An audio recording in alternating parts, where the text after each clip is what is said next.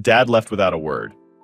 Years later, he reaches out, but what he really wants is shocking. So, I'm 17 now, but when I was 7, my dad just up and left. Like, no warning or anything. One day he was here, and the next day he wasn't. I remember my mom trying to explain it to me and my sister Emma. But how do you explain that to kids? She didn't really have an answer either. All she knew was that he had some issues with their relationship. I guess they were fighting a lot at the time, but to just vanish. That's the part that always bothered me. He didn't say goodbye or anything, just gone. For a long time, Mom didn't want to believe it was over. She would say stuff like, maybe he just needs time to figure things out, or he'll come back once he realizes what he's missing. And for a while, I think she actually believed it. She waited for 5 whole years before she finally filed for divorce. 5 years. I can't even imagine waiting that long for someone who didn't care enough to say goodbye. But that's the thing. He wasn't gone for her. I mean, physically, yeah, he wasn't around. But emotionally, it was like he never left. Mom was stuck on him, and so was Emma, my sister. Emma's 22 now, so she was 12 when he left. She remembered him way better than I did. She was always talking about him, asking Mom if she thought he'd come back. I think Emma felt like she had to keep the hope alive because if she didn't, it would be like admitting he didn't care about us.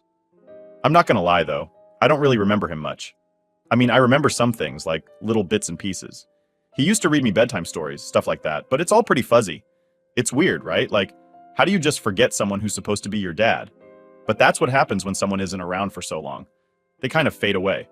You don't even realize it's happening until one day you're trying to picture their face and nothing. Just a blank. Anyway, fast forward to last week, and suddenly, out of nowhere, my dad texts my mom.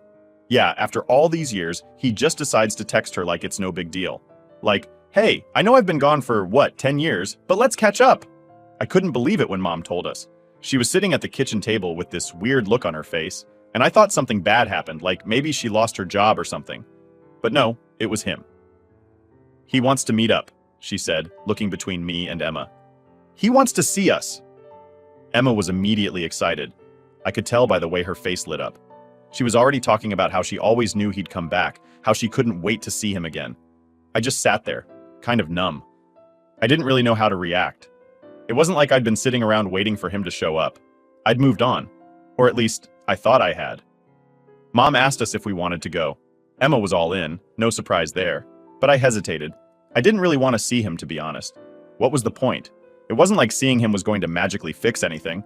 He left us. He chose to walk away and never look back, so why should I bother?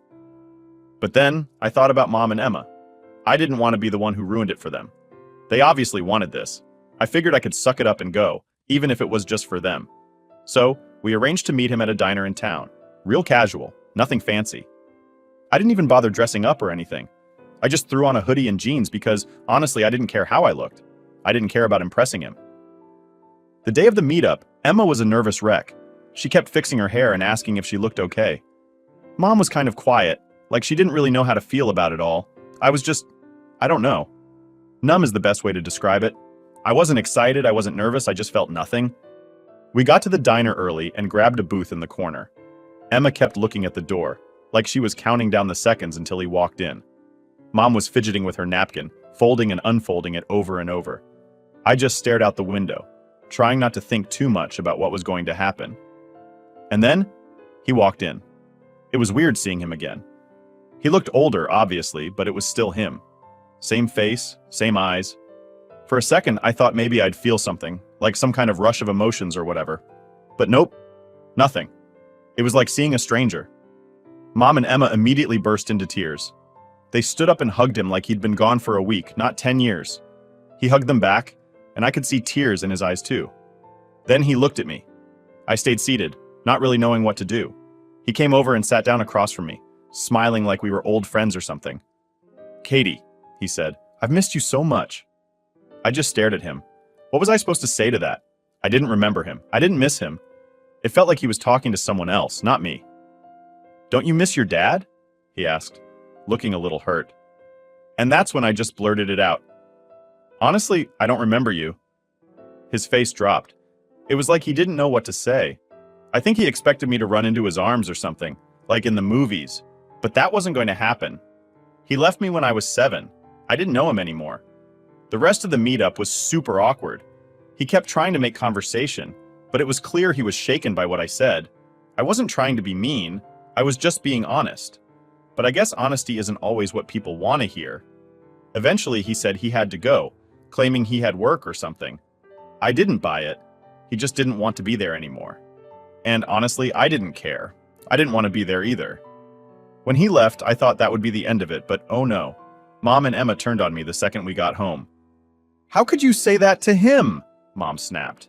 "Do you know how much this meant to your sister?" Emma didn't say much, but I could tell she was upset.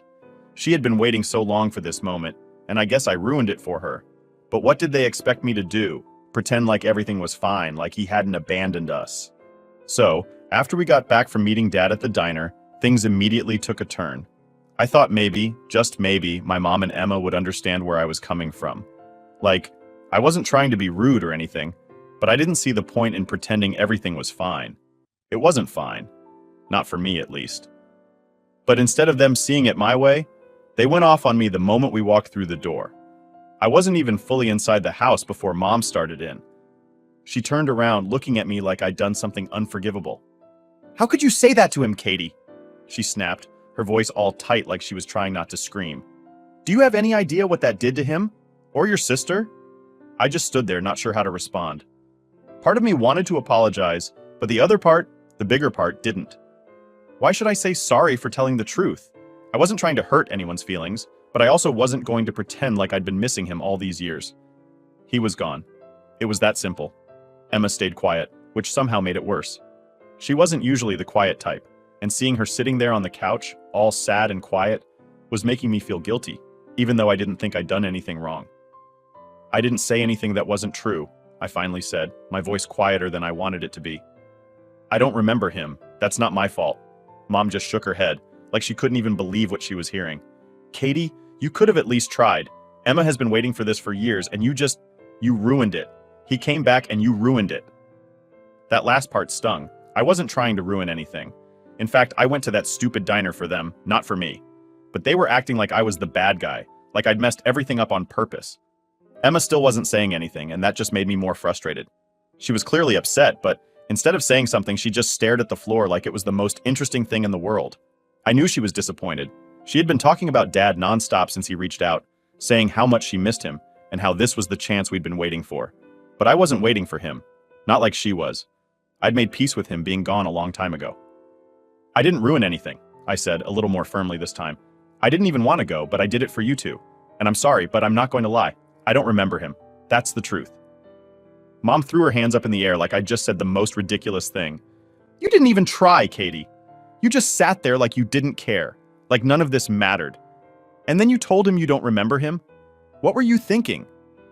"I was thinking that I don't remember him," I shot back. "What do you want me to say, Mom? Do you want me to pretend like I've been missing him all this time? Because I haven't." That's when Emma finally spoke up, and her voice was so small, so quiet, that it took me a second to realize she was even talking. "I've been waiting for this," she said, not looking at me. "For years, Katie. I've been waiting for him to come back, and you just didn't care." I sighed, feeling like I was stuck in this impossible situation. I didn't know how to make them understand how I felt without sounding like a complete jerk. "It's not that I don't care," I tried to explain. It's different for me, Emma. You remember him. I don't. He's not my dad anymore, not really." "But he is your dad," she said, finally looking up at me. Her eyes were red from crying, and I could tell how much this was hurting her. "He's our dad, Katie, and now he's back, and you're acting like he doesn't even matter." "He left," I said, trying to keep my voice steady. "He left us, Emma. For 10 years, he didn't care about us, and now he wants to come back like nothing happened? I'm sorry, but I can't just forget all that." Mom looked like she wanted to jump in again, but before she could, Emma stood up and walked past me, heading toward her room. She didn't say anything else, just left the room, and the sound of her bedroom door closing behind her felt louder than it actually was. I stood there, feeling awkward and guilty and frustrated all at once. I didn't know what to say to make things better, and part of me wasn't even sure I wanted to make things better. This wasn't my fault. It wasn't my fault that he left, and it wasn't my fault that they couldn't see that. But of course, Mom wasn't done. She turned to me, her eyes hard, and said, "You need to fix this, Katie. You need to talk to your father and apologize for what you said." I blinked, not believing what I was hearing. "Apologize? For what? For telling the truth? For being selfish, she snapped. This wasn't just about you, Katie. This was about your sister, about your family. And you ruined it because you couldn't let go of your pride. That was it. I was done. Pride? Are you serious right now? I didn't ruin anything. He's the one who left, not me. And now you expect me to just, what? Welcome him back with open arms? No, that's not happening. You're acting like a child, Mom said, shaking her head again. You need to grow up and stop making this about you. I laughed, but it wasn't a happy laugh. It was the kind of laugh you make when you can't believe how ridiculous everything has gotten. I'm the one acting like a child? Really? He's the one who disappeared for 10 years and I'm the one who needs to grow up? Mom didn't say anything. She just stood there, glaring at me like I was the biggest disappointment in the world. After a few seconds, she turned and walked away, leaving me standing there in the middle of the living room, feeling like I was the only one who saw things for what they really were. I wanted to scream, or cry, or maybe both, but I didn't do either. I just stood there, staring at the spot where Mom had been, wondering how things had gotten so messed up. I didn't ruin anything. I knew that.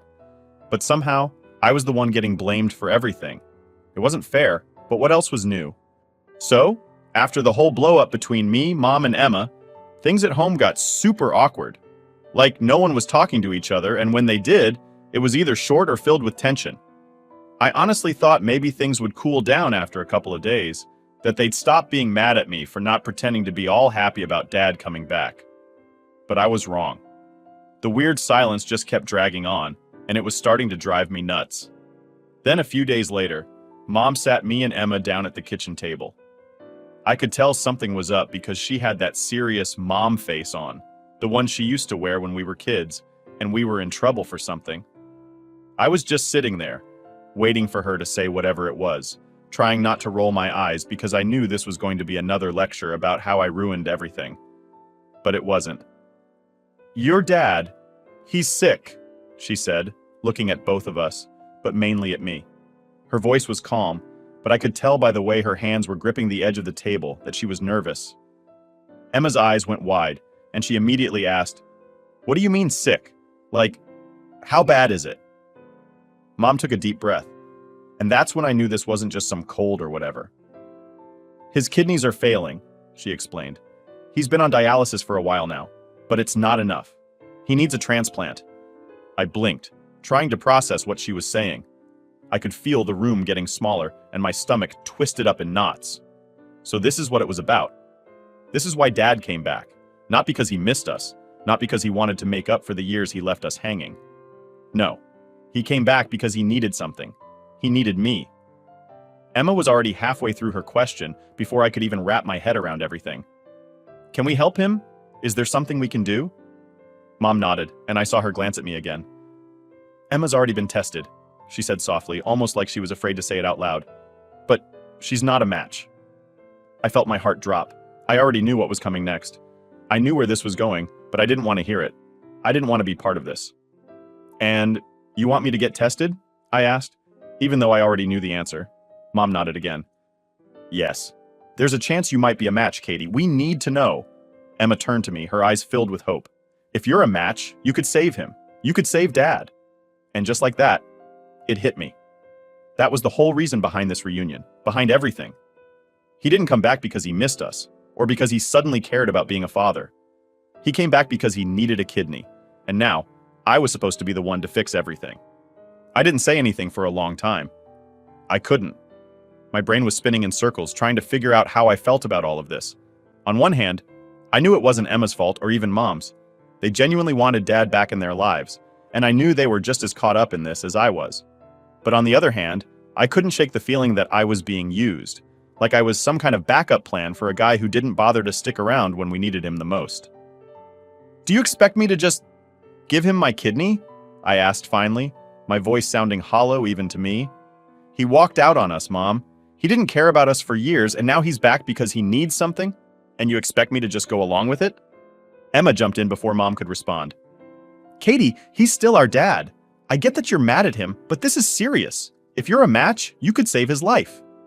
I looked at her, trying to figure out how she could just brush everything aside like that. Like the last 10 years didn't happen. Like him abandoning us didn't leave scars that still hadn't healed. But why should I? I asked, more to myself than to them. Why should I give him anything when he gave us nothing? Mom sighed, and for a second I thought she might actually see things from my side. But of course that didn't happen. I know it's hard, she said, leaning forward, trying to sound all understanding. I know you're angry, and you have every right to be, but this isn't about the past anymore. This is about your father's life. If you can help him, then you should. I couldn't believe what I was hearing. Should? I echoed, feeling my anger start to rise. I should help him? Why? Because he's my father? He gave up that right when he left us, Mom. He doesn't deserve this from me. Emma looked like she was on the verge of tears, and I could tell she wanted to say something, but I didn't care anymore. I was tired of being the bad guy. I was tired of them acting like I was the problem when all I was doing was telling the truth. Mom reached out and put her hand on mine, but I pulled away. Katie, please, she said softly. Just think about it. That's all I'm asking. Just get tested. We don't know if you're even a match yet. I stood up, my chair scraping loudly against the floor. No, I said firmly. I'm not doing it. I'm not going to get tested, and I'm not giving him my kidney. Emma's face crumpled, and she looked at me like I'd just slapped her. Katie, please, she whispered. He's our dad. I shook my head. No, Emma. He was your dad. Not mine. He stopped being mine a long time ago. With that, I turned and walked out of the kitchen, my heart pounding in my chest. I could hear them calling after me, but I didn't stop. I couldn't. I needed to get away, to think, to figure out how I was supposed to deal with all of this. I didn't owe him anything. I didn't owe him my kidney, my forgiveness, or my time. But still, it hurt. It hurt to see Emma so upset, to see the hope in her eyes disappear because of me. But I couldn't do it. I couldn't just give in. And as much as I knew I was doing the right thing for myself, a part of me wondered if I'd ever stop feeling guilty about it. After that argument in the kitchen, things at home got a whole lot worse. If I thought it was tense before, now it felt like I was walking through a minefield every day. Mom wasn't speaking to me at all. I mean, nothing. She'd go out of her way to avoid me, like I wasn't even there. If she had to talk to me, it was just short, cold answers like yes or no. That hurt, I'm not gonna lie. I wasn't expecting a hug or anything, but the silent treatment from your own mom? Yeah, that stings. Emma, though? She was relentless. She wouldn't stop asking me to change my mind, to think about Dad and how he doesn't have much time left. Every time she'd start up, I'd tell her the same thing. I wasn't going to do it. I wasn't going to get tested. But it didn't matter. She'd come back a couple hours later, trying again, like she thought if she just pushed hard enough, I'd finally cave. It was wearing me down. I'll be real with you. It's not like I was enjoying this whole situation. Seeing my sister upset, seeing my mom act like I was some monster, it sucked. But the thing was, I didn't trust him. I didn't trust that the only reason he came back was because he needed something. That just felt wrong to me. It was like, what happens after he gets what he wants? Does he disappear again? Go back to wherever he's been hiding for the last 10 years? How am I supposed to just ignore that? One night, after another round of Emma's pleading, I just snapped. Why are you so set on this? I asked, my voice louder than I meant it to be. Why are you the one acting like he's some hero that we need to save? He left us, Emma. He didn't care about us for a decade, and now because he needs a kidney, he's back? How's that okay with you? Emma looked at me and I could see the tears welling up in her eyes again. I hated making her cry, but I couldn't keep this bottled up anymore. Because he's still our dad, Katie, she said, her voice shaky. I know he left. I know he hurt us, but he's still our dad. He's sick, and if you can help him, why wouldn't you? I threw my hands up in frustration. Because it's not that simple. I don't owe him anything. Just because he's sick doesn't erase everything he did to us. Emma wiped at her eyes, sniffing. But don't you want to be the bigger person? Don't you want to give him another chance? That hit a nerve. Why is it always on me to be the bigger person? I shot back. Why do I have to be the one to forgive and forget? What about him, Emma? What has he done to make this right? She didn't have an answer to that. She just shook her head and walked away, mumbling something about how I was being selfish. And that's how it always went. Every time we talked, it ended the same way. Me standing there trying to explain why I couldn't do it, and Emma looking at me like I was the worst person in the world. Things didn't get any better with Mom either. I overheard her on the phone one day talking to one of her friends, saying how disappointed she was in me. I never thought Katie would be this cold, she said, like I wasn't in the next room hearing every word. How could she turn her back on her own father like that? I wanted to scream. I wanted to march in there and ask her where this sudden loyalty to Dad was coming from. Where was this when he left us? Where was this when she was crying herself to sleep at night, wondering why he didn't love us enough to stay? But I didn't say anything. I just went back to my room and tried to block it all out. The worst part? The guilt. No matter how much I stood my ground, that little voice in the back of my head kept nagging at me, making me question if I was doing the right thing. What if Emma and Mom were right? What if I was being selfish? What if I was making a huge mistake? It was like this constant weight on my shoulders, and I couldn't shake it no matter how hard I tried. One night, when I couldn't sleep, I found myself scrolling through my phone, reading all these articles and stories about organ donation.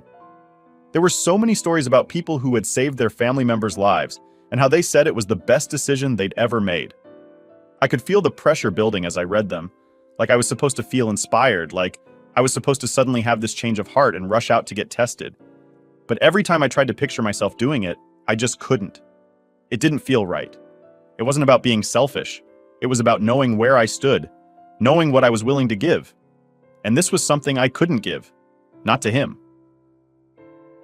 The next morning, Emma tried again.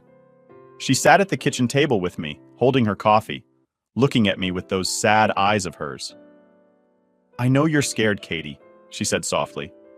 "I know this is a lot to ask, but you have to understand. This is his life. This is Dad's life we're talking about." I put down my spoon and sighed, rubbing my temples. "I'm not scared, Emma. I'm angry. I'm angry that he thinks he can just show up and ask for something like this, after everything he's done. It's not fair." She reached out and grabbed my hand. "I get it, I really do. But sometimes it's not about what's fair. Sometimes it's about doing what's right." I pulled my hand back and shook my head. "No, doing what's right is about standing up for yourself too. And I'm not going to let him use me like this. I'm not getting tested. And that's final." She looked down at her coffee, her shoulders slumping in defeat. I don't want to lose him again," she whispered. Her words hung in the air. And for a moment I didn't know what to say. I knew she missed him. I knew she wanted her dad back. But the thing was, the dad she wanted didn't exist anymore. He was gone the day he left us, and nothing was going to bring him back. "I'm sorry, Emma," I said quietly, "but I can't do it." She didn't say anything after that. She just sat there, staring at her coffee, and I could feel the distance between us growing wider with every second that passed. After that last conversation with Emma, things just got quieter around the house. Not the peaceful kind of quiet, though. It was more like this heavy silence, like everyone was tiptoeing around each other, waiting for the next explosion. Mom was still giving me the cold shoulder, and Emma wasn't crying anymore, but she'd look at me with this sad, disappointed expression that honestly hurt way more than if she had just yelled at me. It felt like I was walking around with this giant weight on my chest all the time. I didn't feel comfortable in my own house anymore. I'd avoid being in the same room as them for too long, mostly sticking to my bedroom or leaving the house just to get some air. Even just sitting in the living room felt awkward, like I didn't belong there. And then it all came to a head one evening. It was late, probably around 9 p.m., and I was in my room minding my own business, when I heard Mom's voice downstairs. She was on the phone, and she wasn't bothering to keep her voice down. I couldn't make out everything she was saying, but I heard bits and pieces that made my stomach drop. Stuff like, "I don't know what's wrong with her," and "She's not the same kid I raised." I tried to tune it out, but it was impossible. Every word she said felt like a stab in the gut. It wasn't just disappointment in her voice, it was frustration. Like she was genuinely angry with me for not doing what she wanted. And for the first time, it really hit me how deep this whole thing had gone. It wasn't just a disagreement anymore. They were really, truly upset with me. And I didn't know if that was something we could ever fix.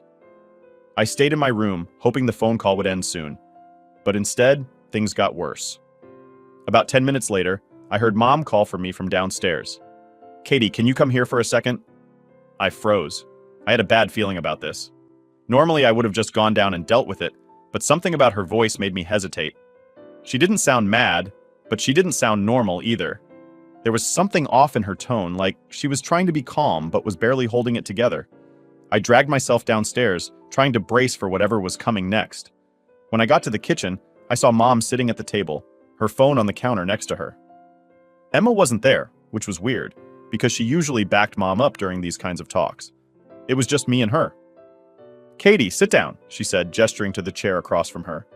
I sat down, already feeling my palms getting sweaty. I knew this wasn't going to be good. Mom took a deep breath before she started.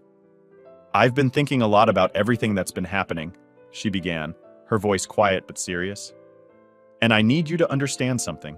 This situation with your dad, It's not just about you. I nodded, but I didn't say anything. I didn't trust myself to speak yet. It's not just about your feelings, she continued. I know you're hurt. I know you're angry, but this is bigger than that. Your dad is dying, Katie. He doesn't have time for grudges. Her words hit me like a brick. It was the first time she had said it so plainly. Dying. There it was, laid out in front of me with no sugarcoating. And as much as I had tried to keep my guard up, those words made me flinch. I get that you're upset, Mom went on, her eyes locked on mine. I get that, but we can't afford to be selfish right now. We can't afford to hold on to the past when someone's life is at stake. Your sister and I, we're doing everything we can to make this right, and we need you to be a part of that. I could feel my heart pounding in my chest, my hands clenching into fists on my lap. I'm not being selfish, I said, my voice barely more than a whisper. I can't do this, Mom. I can't be the one to fix everything. Mom sighed, rubbing her temples like she was trying to keep calm. This isn't about fixing everything, Katie. It's about giving him a chance. Giving us all a chance. Your sister's been through hell with this, and so have I. We've lost so much time already, and now we're running out of it. I swallowed hard, trying to fight back the frustration that was building up again. Why is it always on me, though? I asked, my voice shaking a little. Why do I have to be the one to do this? I didn't ask for any of this. I know, Mom said, and for a second I saw something soften in her expression. I know you didn't ask for this, but sometimes we don't get to choose what we're asked to do. Sometimes life just happens, and right now, you have the power to save him. I shook my head, tears starting to well up in my eyes. But he didn't care about us for years, Mom. Why does that not matter to you? Why doesn't it matter that he walked out and left us to pick up the pieces? It does matter, she said, her voice cracking just a little. It matters more than you know. But holding on to that anger won't change anything. It won't bring back the time we lost. The only thing we can do now is move forward. There was a long pause as we both sat there, the weight of her words hanging between us. I didn't know what to say anymore. Part of me wanted to scream that it wasn't fair, that I shouldn't have to be the one to make this decision. But the other part of me felt so small, so tired, like I was being crushed by the pressure of it all. I need you to think about this, Katie, Mom said softly. Really think about it. Don't do it for him. Do it for us, for your sister, for your family. I felt a tear roll down my cheek, but I quickly wiped it away. I didn't want to cry in front of her. I didn't want her to see how torn up I was inside, but I couldn't hold it back anymore. I'll think about it, I whispered, barely able to get the words out. Mom nodded, standing up from the table. That's all I'm asking, she said, giving me a small, sad smile. Just think about it. I sat there for a long time after she left, staring at the empty chair across from me, my mind racing in circles. I didn't know what to do. I didn't know if I was strong enough to keep saying no. But one thing was for sure. This was breaking me piece by piece, and I didn't know how much longer I could hold on. After that talk with Mom, I felt like my head was spinning nonstop. I told her I'd think about it, but honestly, I didn't want to think about it at all. I was tired of thinking about it, tired of the guilt, the pressure, the feeling that I had to be the one to fix everything. I just wanted it all to go away, but no matter what, it was always there. I couldn't escape it. Emma stopped bugging me, which I guess was a relief, but it also made everything feel heavier somehow. Like the silence was just building up and waiting for me to make some big decision. Mom wasn't bringing it up anymore either, but I knew she was still hoping I'd come around. I could see it in the way she'd look at me, like she was waiting for me to just stand up one day and say, "Okay, I'll do it." But I didn't. I kept telling myself that I wasn't going to let them guilt me into anything. I wasn't going to let Dad's sudden return mess with my head. But I couldn't ignore the weight of it, the thought that this was a life or death situation. It wasn't as simple as just saying no and walking away. Every time I said no, I felt like I was being pushed closer to this invisible line, where I'd either have to commit to my decision or cave under the pressure, and I didn't know what was worse. One night I was lying in bed staring at the ceiling when I heard a knock on my door. It was Emma. She opened the door a crack and peeked in, her face still puffy from all the crying she'd done lately. "Can I come in?" she asked, her voice quiet. I nodded, sitting up as she slipped into the room and sat on the edge of my bed. She didn't say anything for a while, and I didn't push her to talk. I could tell she was still hurting, and in a way, I guess I was too. "I know I've been hard on you," she finally said, her voice breaking a little. I don't know how to deal with all this. I don't know how to lose him again. Her words hit me hard, but I didn't know what to say. I didn't want to lose Emma either. I hated seeing her like this, torn between wanting to protect our dad and knowing how much he hurt us. I'm scared, I admitted, my own voice quiet. I'm scared that if I do this, I'll regret it, and if I don't, I'll regret it too. Emma nodded, wiping her eyes. I get it, I do. It's not fair that you have to make this choice. But I want you to know that whatever you decide, I'm not going to hate you for it. I can't. Her words were the first bit of relief I'd felt in what felt like forever. I didn't have an answer for her, not yet, but just knowing that Emma wasn't holding everything against me took a tiny bit of the weight off my shoulders. I'm sorry, I whispered, and she just nodded, her eyes red and tired. We didn't say much after that. She just sat with me for a while before getting up to leave. As she walked out of my room, I realized that no matter what decision I made, things were never going to go back to the way they were before. This was going to change everything and there was no way around it. But for now, all I could do was take it one day at a time. Last update. So after weeks of back and forth and a lot of sleepless nights, I finally decided to get the test. I couldn't take the pressure anymore, and a part of me thought that maybe this was the only way to put an end to everything. If I got tested, at least we'd know for sure. So I told Mom and Emma, and for the first time in a while, they actually seemed hopeful. The test itself was quick, just some blood work and questions from the doctor. But the waiting afterward? That was brutal. Every day felt like a month, with the three of us tiptoeing around each other, trying to act normal when everything was anything but. Emma kept looking at me with this hopeful expression, like she was clinging to the idea that maybe I'd be the answer to all our problems. Mom wasn't much better, pretending she wasn't nervous when she clearly was. Then the results came back. I wasn't a match. I can't even describe the relief that washed over me when I heard those words. It was like this huge weight had been lifted off my chest, and for the first time in weeks, I felt like I could breathe again. I wasn't going to have to make that impossible choice after all. But my relief lasted about 2 seconds because when I looked over at Mom and Emma, I saw the devastation on their faces. Emma just broke down crying right there in the doctor's office. She tried to hold it together, but the tears kept coming. Mom wrapped her arms around her, and they both looked so defeated. It hurt to see them like that, knowing they had put all their hope into something that wasn't going to happen. It broke my heart to see them fall apart like that, but at the same time, I knew there was nothing more I could do. We drove home in silence, and I spent the next few days trying to give them space. I felt like I was walking a tightrope, trying not to make things worse, but also feeling like I couldn't do anything to make it better. They never blamed me for not being a match, but the sadness in their eyes every time they looked at me made me feel like I'd let them down in some way. 7 months later, Dad passed away. It wasn't a shock. He'd been in and out of the hospital, getting weaker with every visit. Still, when the call came, it was like everything just stopped for a moment. Even though I wasn't close to him, there was this strange emptiness, like the final chapter of a story that never really made sense had finally closed. Emma took it the hardest. She shut down for a while, barely leaving her room. It was tough to watch, especially knowing how much she had hoped for a different ending.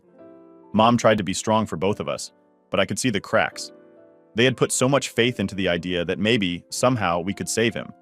And when that didn't happen, it felt like all that hope turned into something heavy that we all had to carry. I tried to be there for Emma as much as I could.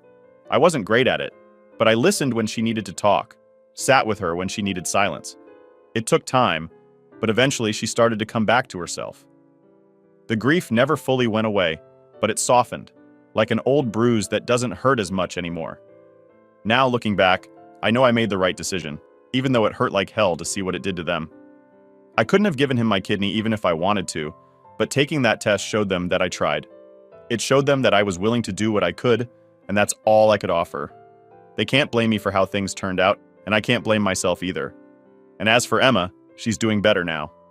She's starting to smile again, and it's not as forced as it used to be. We're all still figuring out how to move forward, but for the first time in a long time, it feels like we might actually be able to